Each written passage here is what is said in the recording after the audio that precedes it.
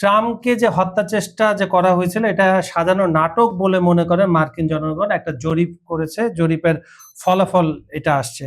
তো আপনি এটাকে কিভাবে দেখছেন? কারণ আপনি জানেন যে লাস্টে যেবার তিনি নির্বাচন করতে গেলে নির্বাচনে পৌঁছানোর সময় ওনার কানের পাশ থেকে একটা গুলি গেছে, ওটা নিয়ে অনেক সমালোচনা হয়েছিল। এখন আবার এই ইরান যুদ্ধ মানে যুদ্ধবিরতির মাঝে যে গত 10-12 দিন আগে যে ঘটনাটা ঘটলো, এটাকে আপনি কিভাবে দেখছেন? আসলে মার্কিন যুক্তরাষ্ট্রের অনেক প্রেসিডেন্টের উপর হামলার ঘটনা আছে, তার মধ্যে সবচেয়ে যে ঘটনাটা মার্কিনীরা ভালোভাবে স্মরণ করে মনে রাখে সেটা হলো কেনেডি, জন এফ কেনেডি, তার উপর হামলার ঘটনা। এবং এই হামলায় সে নিহত এবং কিছুদিন পরে তার আরেক ভাই সেও রাজনীতিতে আসে, তাকেও এইভাবে হত্যা করা। মানে কেনেডিদের ধরা হইতো যে হোয়াইট আমেরিকানদের মধ্যে দেশপ্রেমিক আমেরিকান, হ্যাঁ, এবং তারা হলো রিয়েল মার্কিন মূল ভূমির লোক। আর এই যে ট্রাম্প, সে কিন্তু ওই যে আমাদের পাশের দেশের এক লোক নির্বাচিত হয়ে বাংলাদেশকে সমানে হুমকি দিচ্ছে, ওই লোকের মতোই। ওই লোক যেমন আমাদের এখান থেকে গেছে, ট্রাম্প এরকম বিদেশ থেকে গিয়ে আমেরিকায় তার বংশধর এখানে সেটেল হয়েছে। এবং রিসেন্টলি তার যে সর্বশেষ বেগম বা বিবি, তো সেও কিন্তু ইউরোপিয়ান সিটিজেন, ওইখান থেকে মার্কিন যুক্তরাষ্ট্রে গিয়ে, এবং ট্রাম্পই তাকে নাগরিকত্ব নিয়ে দিয়েছে এবং পরবর্তীতে বিয়ে করেছে। তো এই ট্রাম্পের উপর যে বরাবর হামলা হয়, যেমন অতি সম্প্রতি গত কয়েকদিন আগে হোয়াইট হাউস করেসপন্ডেন্ট ডিনারে একটা গুলি, এপ্রিল মাসে আর কি, একটা গুলি বর্ষণের ঘটনা ঘটে।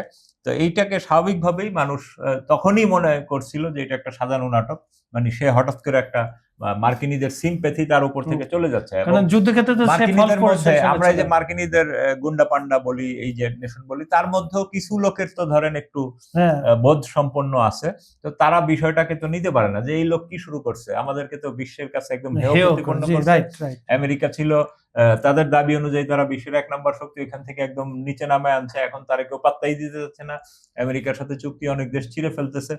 তো এই অবস্থায় যখন এগুলা সে একটার পর একটা নাটক করে, তো এইটা সেই দেশের নাগরিকদের মধ্যে তীব্র বিভাজন তৈরি হয়। তো অনলাইন সংবাদ মাধ্যমের যে নির্ভরযোগ্যতা, যে সংবাদ যাচাইকারী প্রতিষ্ঠান নিউজ গার্ড, তাদের এক জরিপ অনুযায়ী প্রতি 3 ডেমোক্রেট সমর্থকের একজন মনে করে ঘটনাটি সাজানো।